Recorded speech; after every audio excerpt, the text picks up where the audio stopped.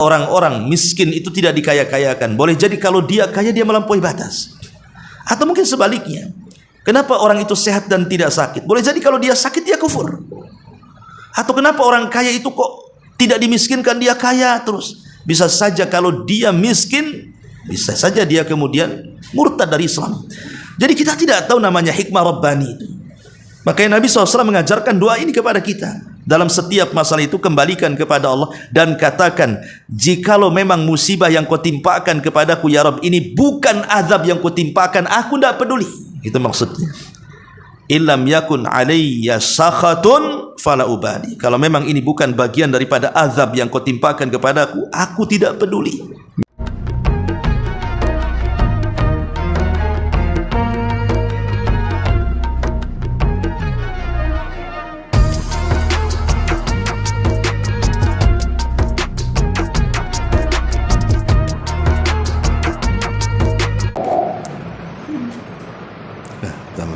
Bismillahirrahmanirrahim. Assalamualaikum warahmatullahi wabarakatuh.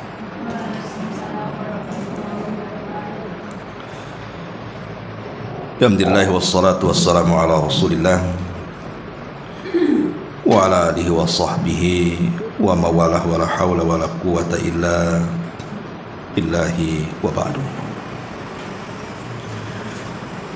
Alhamdulillah, segala puja dan puji hanya milik Allah subhanahu wa ta'ala.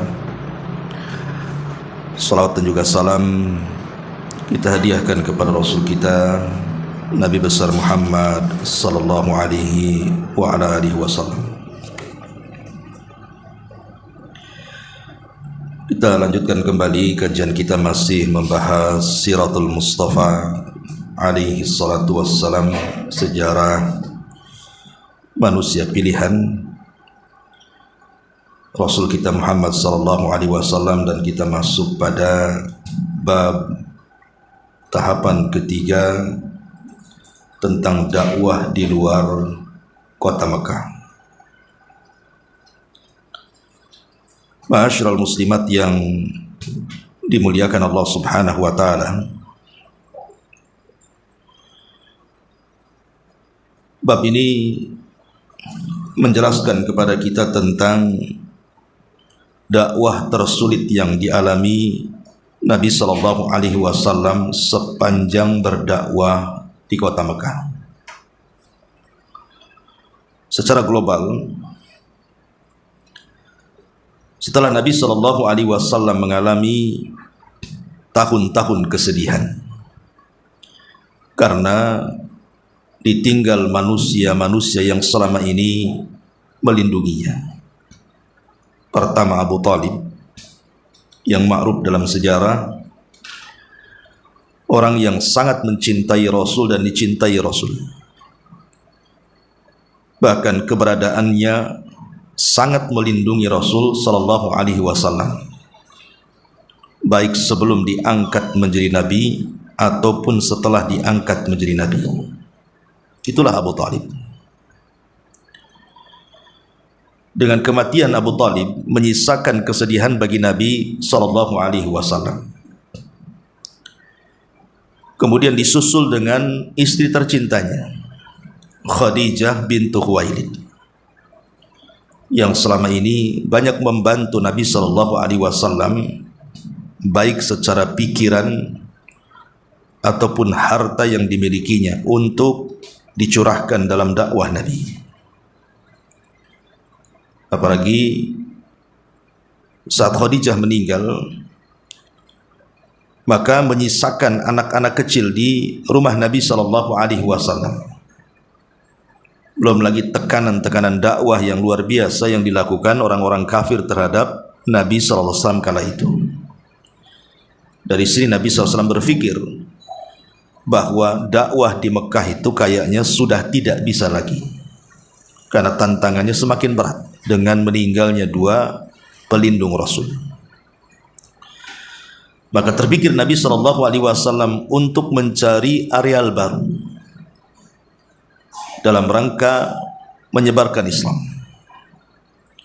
Maka kota yang paling dekat dengan Mekah, yang terletak 3 mil dari kota Mekah, adalah kota Taif.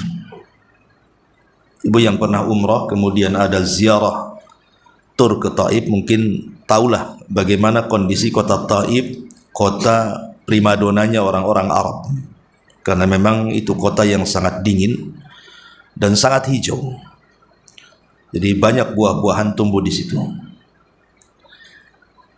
Maka Nabi SAW ketika itu membawa budaknya ataupun pembantunya sekaligus juga anak angkat beliau Zaid ibnul Harithah, di mana Zaid ini adalah hadiah daripada Khadijah. Jadi dia dibeli oleh saudaranya Khadijah, kemudian dihadiahkan kepada Khadijah, lah oleh Khadijah dihadiahkan kepada Rasul untuk melipur lara karena kematian putra Nabi.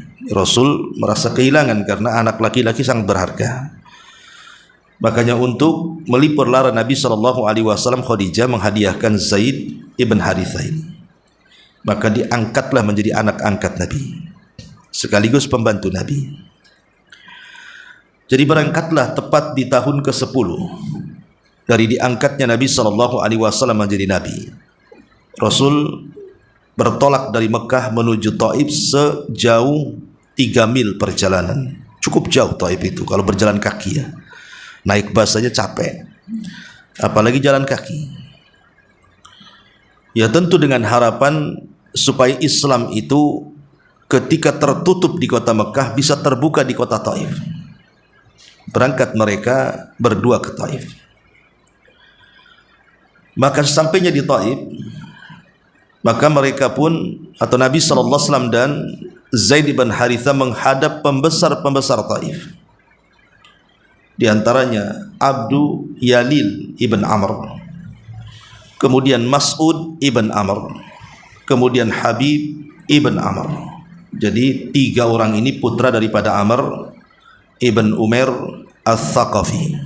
Itulah pembesar-pembesar Taif yang ketika itu menjadi pemimpin Taif, dan 3-tiganya bersaudara. Jadi kakak beradik. Maka ketika kemudian Nabi SAW mendatangi satu persatu dari para pembesar Taif ini kepada Abdu Yalil ibn Amr, Mas'ud ibn Amr, Habib ibn Amr ini, maka mulai Nabi SAW mengajak mereka untuk mentauhidkan Allah dengan hujah-hujah yang sangat kuat tentunya, baik dalil secara syar'i gitu ya ataupun secara akli. Tetapi menghidayah itu milik Allah Subhanahu wa taala, bukan milik Nabi. Apa yang dikehendaki Nabi berbeda dengan apa yang dikehendaki Allah.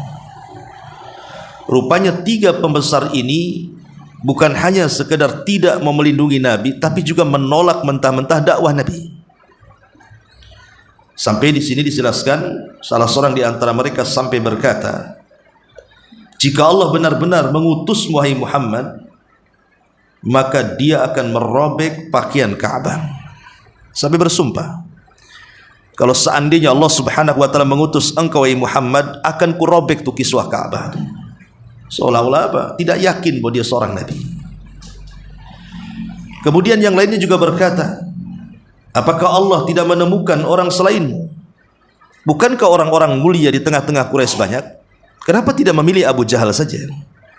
Kenapa tidak memilih Umayyah? Kenapa tidak memilih Walid atau yang lainnya yang merupakan pemuka-pemuka besar dari Quraisy? Kenapa Allah pilih kamu pula?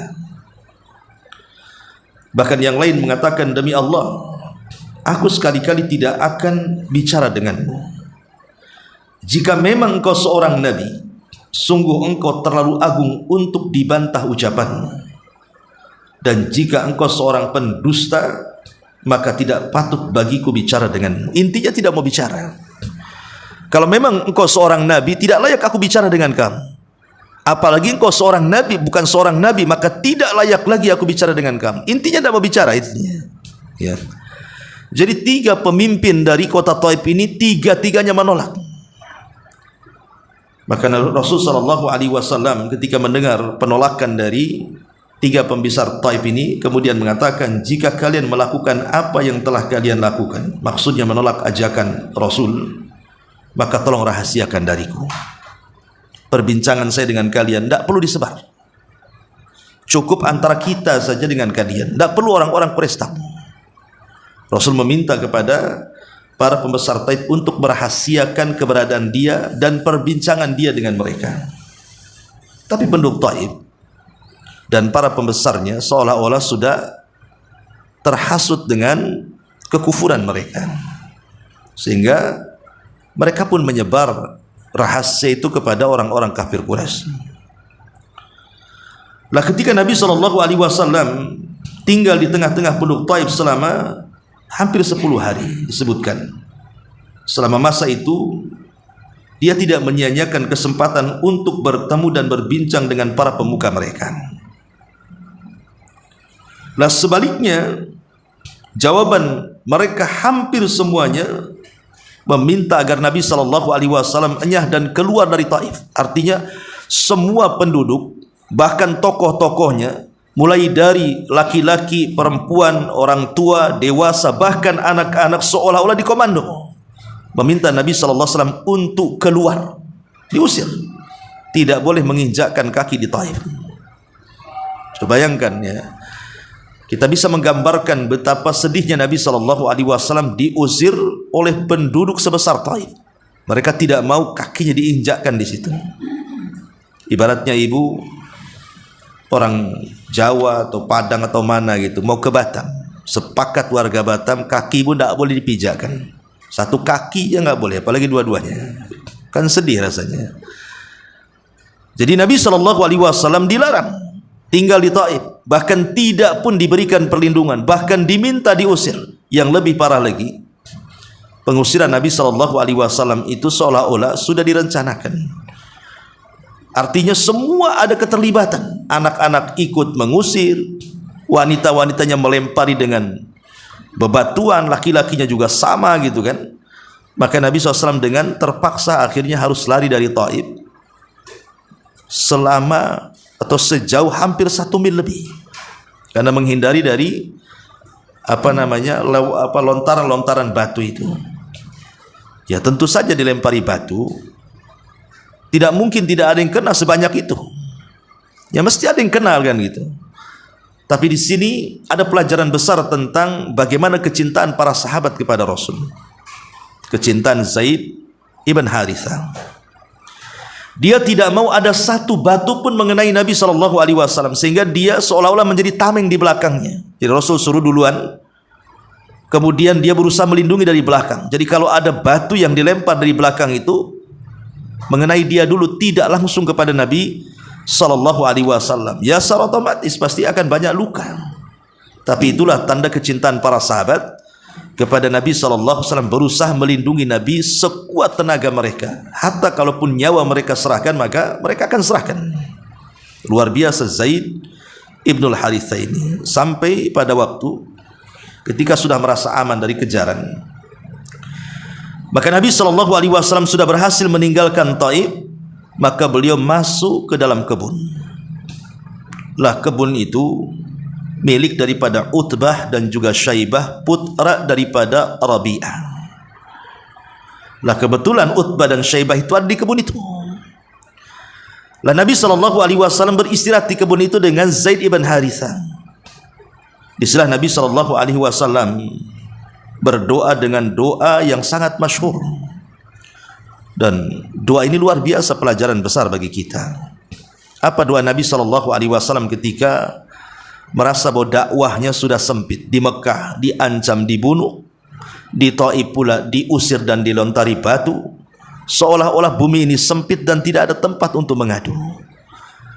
Maka Nabi SAW mengatakan, Allahumma ilaika ashku dha'fa quwwati wa qillati hilati wa hawani 'alan nas. Allahumma ya Allah, aku mengadu kepadamu tentang lemahnya kekuatanku. Aku tidak bisa menghadapi mereka. Wa qillati hilati, dan kecilnya kemampuanku dalam mendakwahkan dakwah tauhid kepada mereka. Aku tidak memiliki pengalaman ya Rabb untuk mendakwahi mereka. Kemudian Nabi SAW mengatakan wahawani 'alan nas, dan merasa hinanya diriku di hadapan mereka. Jadi Nabi SAW berusaha mengembalikan semuanya kepada Allah Subhanahu wa ta'ala. Inilah pelajaran terbesar bagi kita, Bu. Kalau kita ada masalah, masalah apa saja, jangan mengadukan masalah ini kepada manusia, apalagi kepada Facebook. Ditulis di Facebook, ditulis di medsos, nggak ada guna, Bu. Ya. Karena masalah itu datang dari Allah Subhanahu wa ta'ala, maka cari solusi kepada zat yang mendatangkan masalah, biar dia mengangkat masalahnya. Itulah pelajarannya. Di mana Nabi SAW ketika ada masalah besar, dunia sudah merasa sempit bagi dia, dia mengadu kepada Allah Subhanahu wa ta'ala dan mengatakan, Allahumma ilaika ashku dha'fa quwwati wa qillati hilati wa hawani 'alan nas. Ya Allah, aku mengadu akan kelemahan kekuatanku dan sedikitnya pengalamanku, dan merasa hinanya aku di hadapan manusia. Kemudian Nabi SAW mengatakan, ya arhamar rahimin, anta rabbul mustad'afin wa anta rabbi, Allahumma ila man takiluni. Wahai yang maha pengasih di antara para pengasih, engkau adalah Rabb orang-orang yang tertindas. Engkau adalah Rabbku, kepada siapa lagi aku akan mengadu selain kepadamu. Kemudian Nabi SAW mengatakan, ila ba'idin yatajahamuni am ila aduwin malaktahu amri. Apakah kepada orang lain yang selalu bermuka masam kepadaku, atau kepada musuh yang telah menguasai urusanku?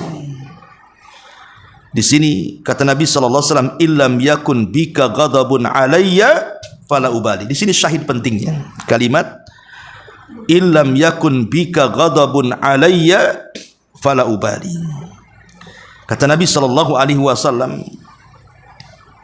dia mengatakan, maka aku tidak peduli jika ini bukan maksud kemurkaanmu kepadaku, atau jika engkau tidak murka kepadaku, maka aku tidak peduli.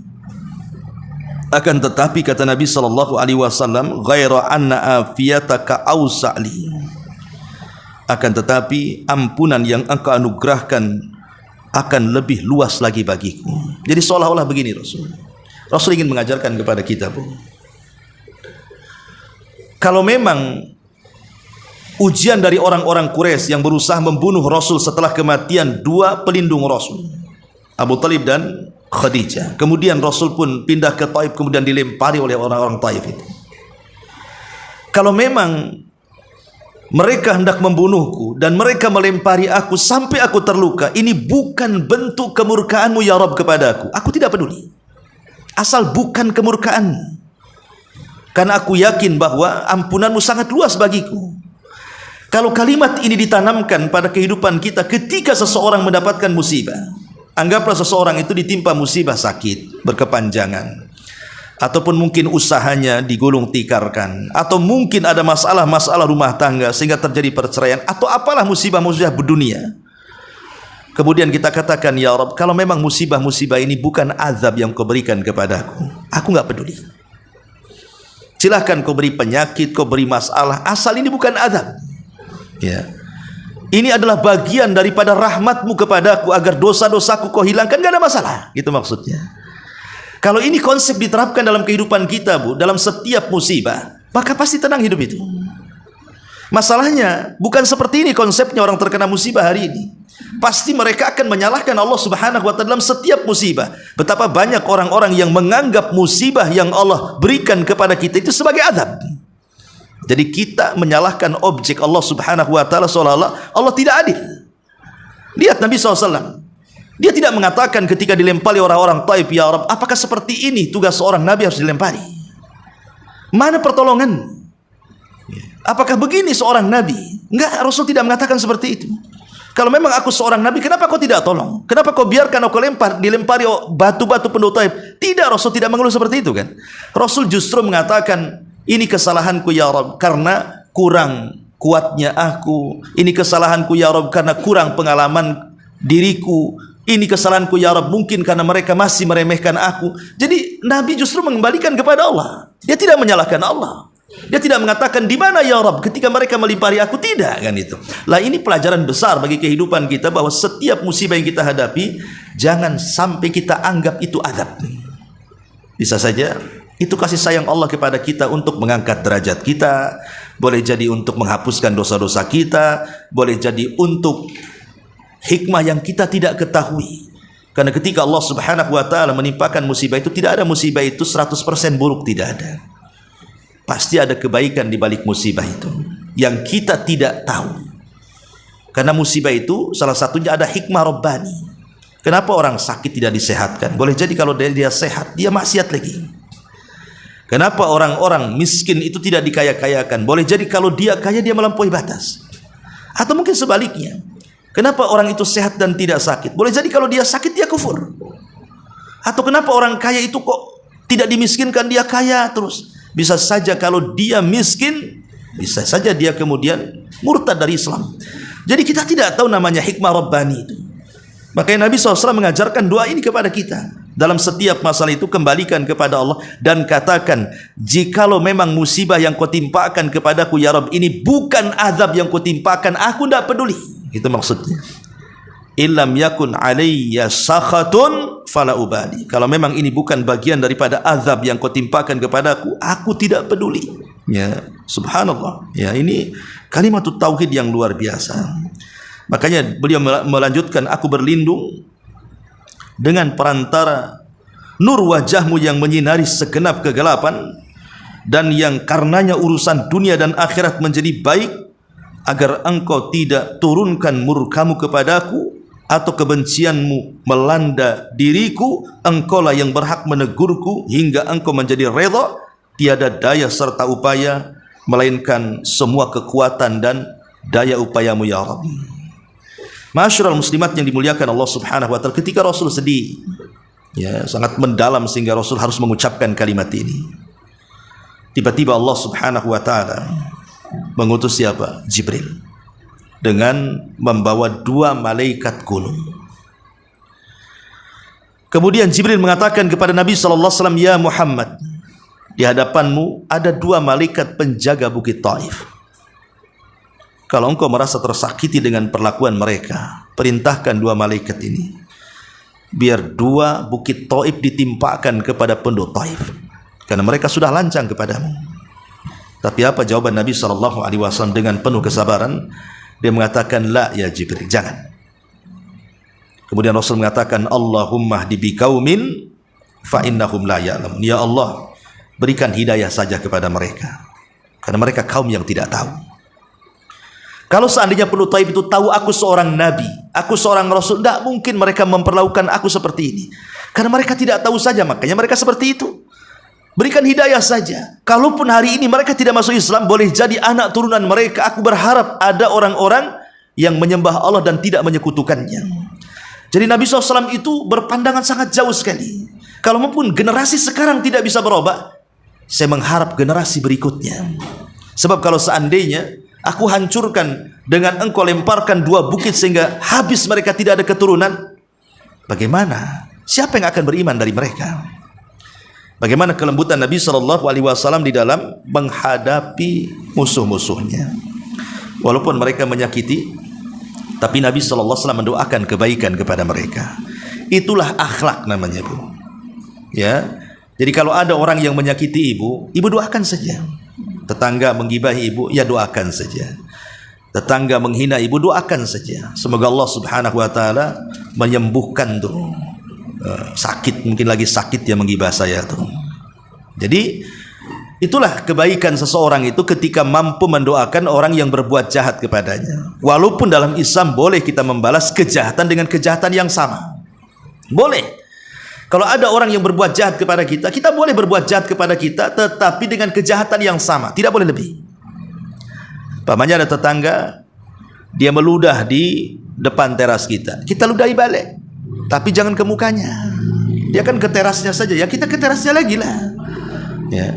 Dia letakkan sampah di depan rumah kita, ya kita letakkan balik. Jangan pula ibu masukkan ke rumah dia. Lah itu sudah melampaui namanya kan? Kan harus sama. Letakkan posisinya di tengah, kita letakkan di tengah. Dia letakkan di pinggir, kita letakkan di pinggir. Jadi jazaa'us sayyi'ati sayyi'atu mithluha, kata Allah. Balasan keburukan itu dengan keburukan yang sama. Boleh dalam Islam. Tetapi kalau memaafkan itu jauh lebih baik lagi. Dia menggibah, kita gibahi balik, tidak ada masalah. Tapi dengan gibah yang sama. Dia gibah 1 jam, ibu gibah 1 hari, kan nggak bisa tuh. Nggak balance lah ibu kan. Dia cuma 1 gibah ibu. Kenapa ibu pula bisa menggibahi sampai 2 hari, 3 hari, sampai seminggu? Lah ini nggak boleh, kalau itu udah melampaui batas namanya ya. Jadi bolehnya kita membalas kejahatan itu balance saja, sama-sama. 1 jam, 1 jam, 2 jam, 2 jam. Ya. Kalau mau membalas gitu maksudnya. Kalau tidak membalas maka lebih baik supaya terbedakan mana orang yang berakal sehat dengan orang gila. Itu maksudnya. Oh saya waras, tidak maulah saya balas. Ya kalau sama-sama kejahatan dibalas kejahatan ya kan gak waras dua-duanya itu. Makanya di sini Nabi SAW mengajarkan kepada kita bagaimana bermuamalah dengan musuhnya. Tetap Rasul mendoakan kebaikan kepada mereka, bahkan lebih daripada itu mendoakan hidayah lagi kepada mereka. Bahkan keturunannya. Ya, ini luar biasa. Nah, kita kembali di sini. Maka ketika Nabi SAW sampai di kebun itu, lah kebetulan Utbah dan Syaibah ini melihat bagaimana kondisi Rasul dan Zaid yang penuh dengan luka, lelah, letih, kelaparan gitu kan. Maka akhirnya kemudianlah kebetulan Utbah dan Syaibah ini dia punya seorang budak yang bekerja di kebun itu. Namanya Adas. Ya. Lah Adas ini kemudian ya riwayatnya Adas ini seorang Nasrani, dia bukan orang Arab. Adas ini orang Nainawa. Nainawa itu orang Irak dan agamanya Nasrani. Lah kebetulan dia bekerja kepada Utbah dan Syaibah di kebunnya. Jadi Utbah dan Syaibah ini memanggil budaknya ini, si Adas Nasrani ini, seraya berkata, ambilkan setangkai anggur, hantarkan kepada orang itu. Maksudnya kepada Rasul dan kepada Zaid. Akhirnya kemudian Adas pun mengambil setangkai anggur, ya, kemudian menaruh di hadapan Nabi sallallahu alaihi wasallam. Kemudian dia mengulurkan tangannya untuk mengambilnya. Rasul pun biasa, setiap dia meminum atau memakan sesuatu dia tidak lupa membaca basmalah. Bismillah, kemudian dia makan. Bismillah, kemudian dia minum. Lah Adas ini heran, karena selama dia tinggal di kota Mekah, menjadi pelayan Utbah dan Utaibah, dan dia berjumpa dengan banyak orang-orang musyrik Arab, tidak ada orang yang ketika makan atau minum membaca basmalah. Biasanya mereka mengucap berhala, Lata, Uzza, Manat, Khubal gitu ya. Tidak ada yang membaca basmalah. Sehingga Adas ini penasaran gitu ya.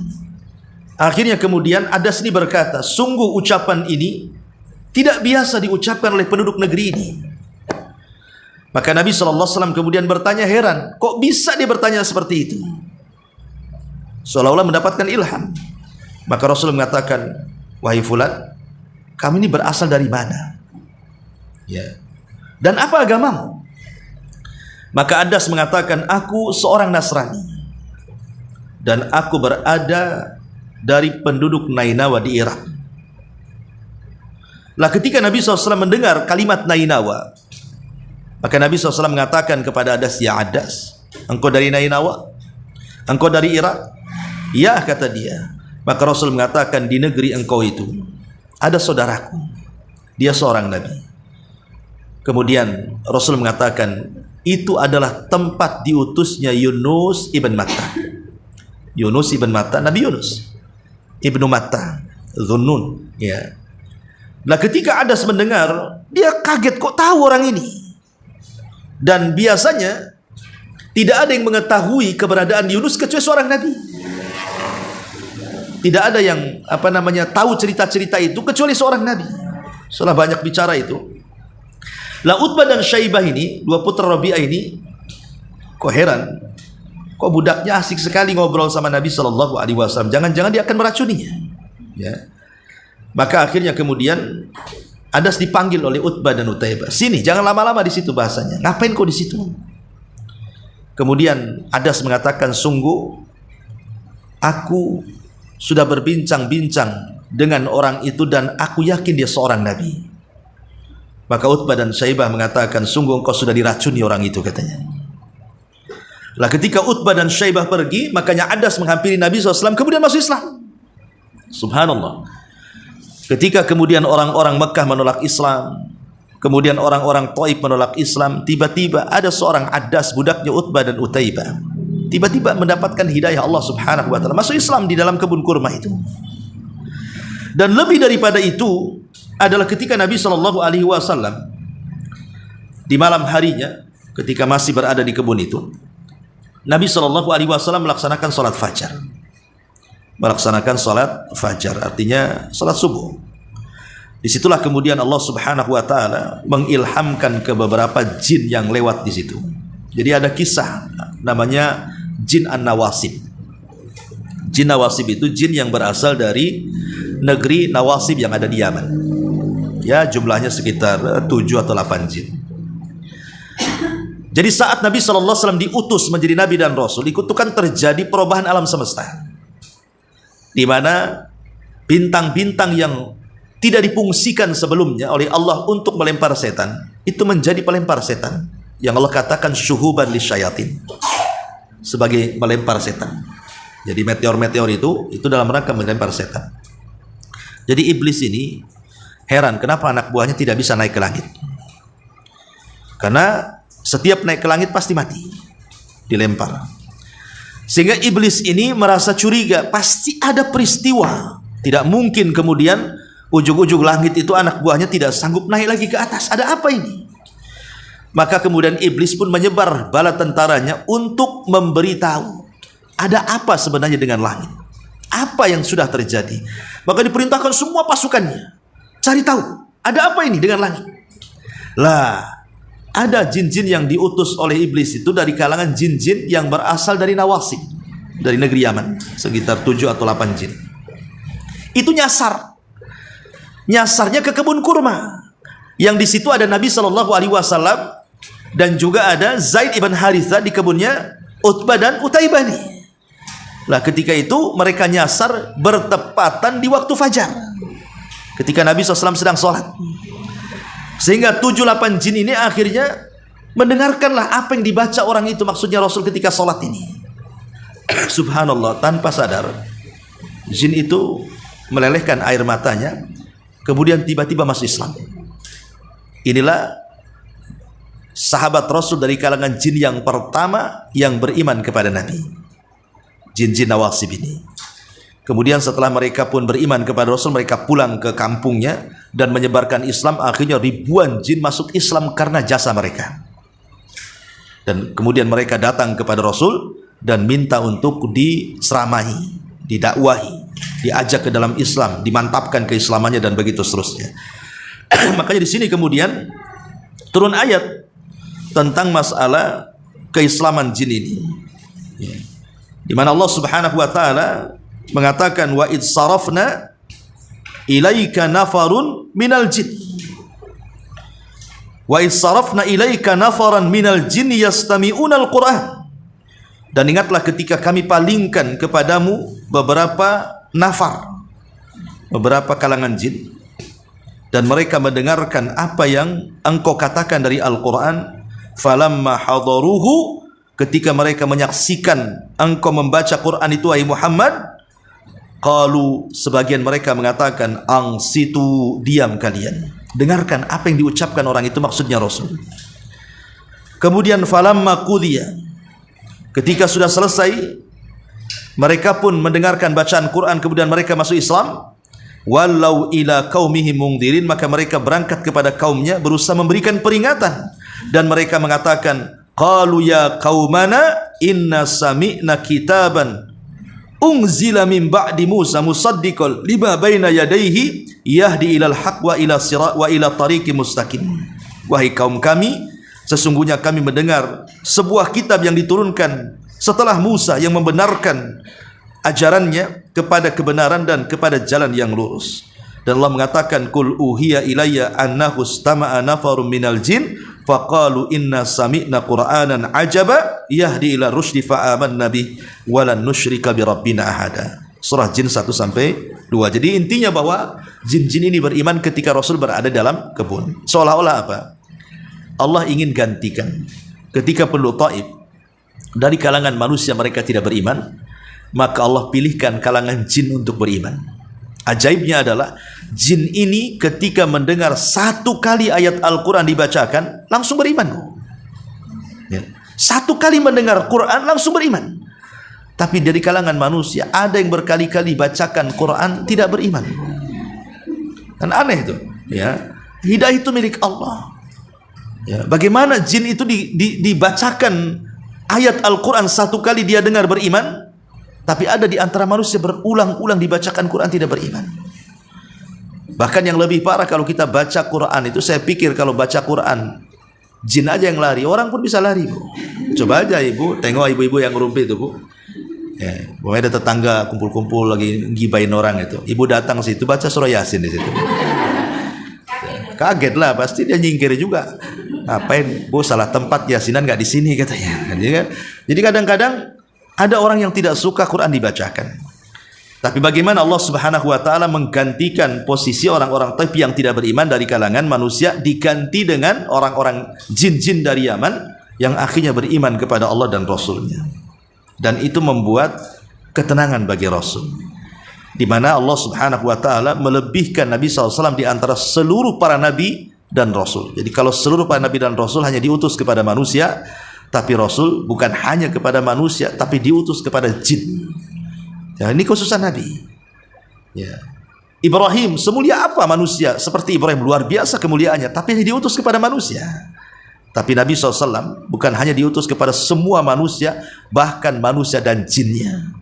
Sehingga banyak kemudian jin-jin yang beriman kepada Nabi SAW, yang masyhur dalam sejarah bagaimana dakwah Rasul kepada jin itu.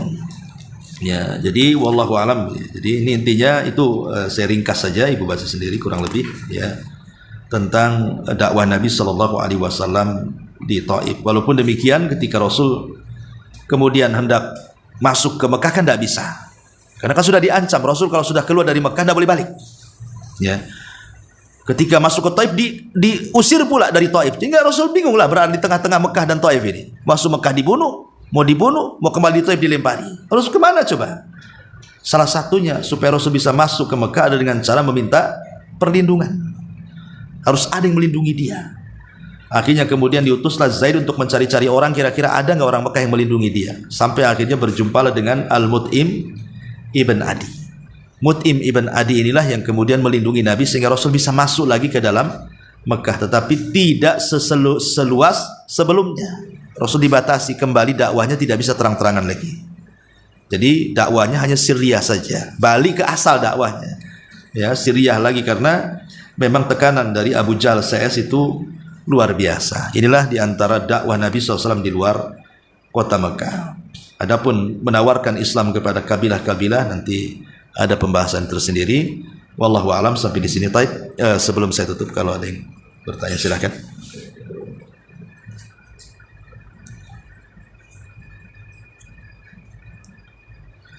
Kalau nggak ada, kita tutup. Subhanaka bihamdika asyhadu an la ilaha illa anta astaghfiruka wa atubu ilaik. Allahu ta'ala alam. Assalamualaikum warahmatullahi